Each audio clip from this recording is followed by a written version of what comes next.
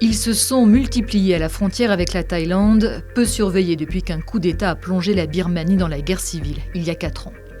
Tous ces bâtiments abritent des centres de cyberfraude qui emploient, de gré ou de force, des dizaines de milliers de petites mains. Leur travail, chercher des victimes potentielles d'arnaques sentimentales ou commerciales. La plupart de ces centres sont sous la coupe de syndicats chinois du crime en lien avec les milices birmanes.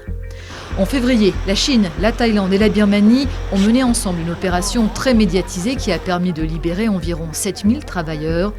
Mais une enquête publiée mi-octobre par l'AFP montre que l'expansion de ces usines d'arnaques en ligne a vite repris après les descentes de février.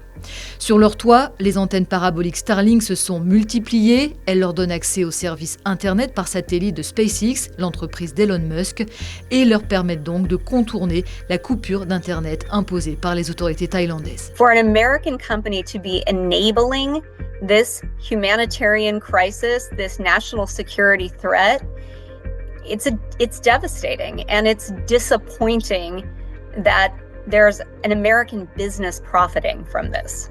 Quelques jours après la publication de l'enquête de l'AFP, SpaceX a désactivé plus de 2500 récepteurs Starlink et la junte au pouvoir en Birmanie a mené une descente dans l'un des plus gros complexes d'escroquerie du pays. En une semaine, plus d'1 millier de personnes, principalement des Chinois, ont fui en Thaïlande depuis la Birmanie. Ces centres d'escroquerie souvent fortifiés font travailler des victimes de trafic humain, mais certains aussi y vont volontairement dans l'espoir d'y gagner plus que chez eux. Parmi les travailleurs libérés lors de l'opération de février, beaucoup ont témoigné de passages à tabac et d'abus qu'ils affirment avoir subis de la part de leurs employeurs. Everything was bad. Working 15 hours a day. No sleeping. Harassment.